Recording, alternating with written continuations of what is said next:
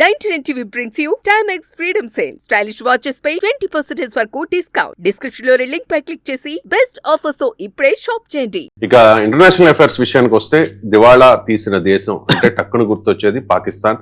పాకిస్తాన్ నుంచి ప్రతి ఏటా కూడా కొన్ని లక్షల మంది బిచ్చగాళ్లు మక్కా మదీనానికి వెళ్తారు. అంటే మక్కా మదీనా సౌదీలో ఉంటుంది. సో అక్కడికి ప్రపంచవ్యాప్తంగా ఉన్న ముస్లింలందరూ వస్తారు కాబట్టి అక్కడ భిక్షాటన చేస్తూ ఉంటారు.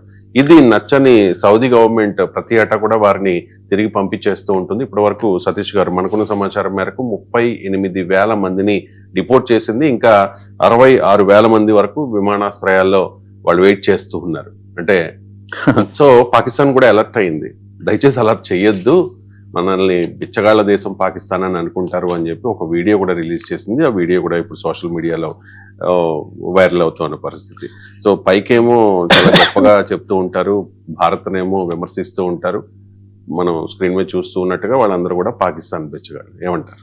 అంటే తీవ్రమైన ద్రవ్యోల్బణం, ఆకలి కేకలు, ఆర్థిక సంక్షోభంలో కొట్టుమిట్టాడుతుంది పాకిస్తాన్ అని మనం పదే చెప్తున్నాం. నిజంగా అక్కడ అంత దయనీయ పరిస్థితే ఉంది. పైకి మాత్రం ఉత్తర కుమార ప్రగల్భాలు, మేకపోతు గాంభీర్యాలు ప్రదర్శించడం అనేది పాకిస్తాన్కు అలవాటే.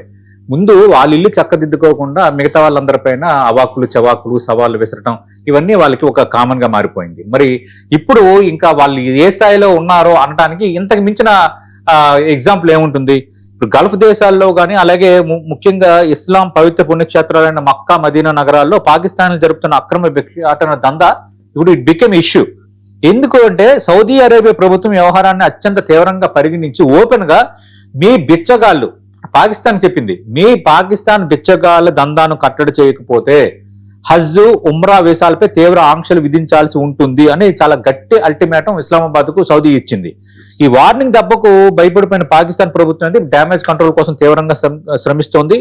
సౌదీలోని పాక్ రాయబార కార్యాలయం అయితే ఏకంగా ఒక ఆర్టిఫిషియల్ ఇంటెలిజెన్స్ వీడియో చేసి యాచించటం నేరం, అరెస్ట్ అయ్యి జైలుకు వెళ్తారు, దయచేసి దేశ పరువు తీయకండి అంటూ సోషల్ మీడియాలో పోస్ట్ చేసింది.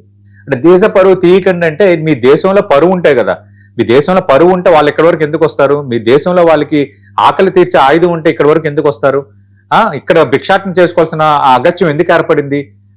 అంటే ఒక రకంగా సౌదీ వార్నింగ్ ఇవ్వడం, పాకిస్తాన్ తన పరిస్థితిని బయట పెట్టుకోవటం అనేది ఇప్పుడు మొత్తం పరువు పోయిన వాతావరణం అయితే అయిపోయింది. అసలు ఈ ఉమ్రా వీసాల పేరుతో సౌదీ అరేబియా చేరుకుంటున్న ఈ ఆర్గనైజ్డ్ బెగ్గింగ్ మాఫియా నెట్వర్క్ వీటన్నిటిపైన ఇప్పుడు జనాలు నెట్జన్లంతా సెర్చ్ చేస్తున్నారు. ఏమైతుందంటే పాకిస్తాన్ ఎంబసీ అధికారిక ట్విట్టర్లో ఒక సంచలనాత్మక వీడియోని రిలీజ్ చేసిందని ఇప్పుడే మనం చెప్పాం.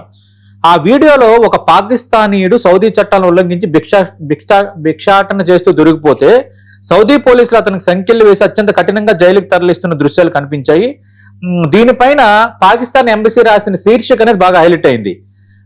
అలాగే ఆవేదనకరంగా కూడా ఉంది.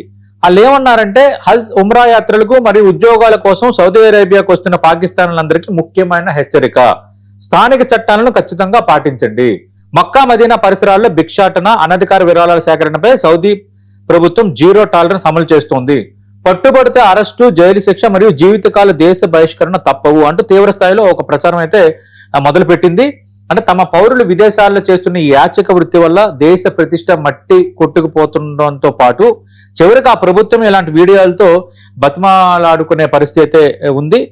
ఇది బిలియన్ రూపాయల వ్యాపారంగా మారిన ఒక పెద్ద సిండికేట్ గా ఇప్పుడు అందరూ చెప్తున్నారు. ఈ ఆర్గనైజ్డ్ బెగ్గింగ్ మాఫియా ఏజెంట్లు పేద అమాయకులను అలాగే ప్రొఫెషనల్ యాచకులను రిక్రూట్ చేసుకుని వీసాలపైన సౌదీ అరేబియాకు పంపిస్తున్నారు. పవిత్ర యాత్రల కోసం వచ్చే లక్షలాది మంది ముస్లింల నుంచి ధర్మం పేరుతో భారీగా డబ్బులు వసూలు చేస్తున్నారు.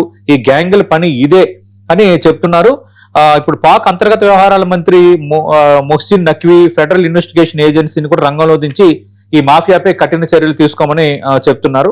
లేటెస్ట్ గా కొన్ని వివరాలు కూడా మనం మాట్లాడుకోవాల్సి వస్తే, సౌదీ అరేబియాతో సహా గల్ఫ్ కోఆపరేషన్ కౌన్సిల్ దేశాల నుంచి వివిధ అక్రమ కార్యకలాపాలు, వీసా నిబంధనల ఉల్లంఘన, భిక్షాటన కేసుల్లో ఏకంగా 38,616 మంది పాకిస్తానీలు డిపోర్ట్ అయ్యారు. వీరిలో ఒక్క సౌదీ అరేబియా నుంచి 27,692 మందిని వెనక్కి పంపేయగా, యూఏఈ నుంచి 6,794 మంది, ఒమన్ నుంచి 2,537 మంది పాకిస్తానీలు బూటుకాలతో తన్ని దేశం నుంచి పంపబడ్డారనేది ఇప్పుడు పెద్ద చర్చ జరుగుతున్న అంశం. ఏదేమైనా పాకిస్తాన్ సెనేట్ కమిటీకి సమర్పించిన అధికారిక వివరాల ప్రకారం ఈ సమస్య నిన్నటిదో కాదు, పాకిస్తాన్ ను అంతర్జాతీయ సమాజం బిచ్చగాళ్ల దేశంగా చూసే ప్రమాదం ఉందంటూ పాక్ సెనేట్ కూడా తీవ్ర విచారం వ్యక్తం చేసింది. చూడడం ఏంటి, పరిస్థితి అలాగే ఉన్నాయి కదా. ఇప్పటికైనా పాకిస్తాన్ భారతదేశంపై ఏడవటము, కుట్ర కుతంత్ర రాజకీయాలు చేయటము, ఉగ్రవాదుల్ని మనమే భారత్పై ఉసుగొల్పడం లాంటి పిచ్చి పనులు మానుకుని ఫస్ట్ దేశంలోని ఆర్థిక వ్యవస్థను కొంత మెరుగుపరుచుకోవటం, అక్కడ కనీసం ఆహారం దొరికే వాతావరణాన్ని క్రియేట్ చేయటం, అక్కడ ఆకలితో అలమటిస్తున్న మరణాలను తగ్గించడం, తీవ్ర ఆర్థిక సంక్షోభం నుంచి బయటకు పడటం, ఇలాంటి వాటిపై దృష్టి పెడితే బాగుంటుంది. 99 TV brings you Timex Freedom Sale. Stylish watches పై 20% వరకు డిస్కౌంట్. డిస్క్రిప్షన్ లో లింక్ పై క్లిక్ చేసి బెస్ట్ ఆఫర్స్ తో ఇప్పుడే షాప్ చేయండి.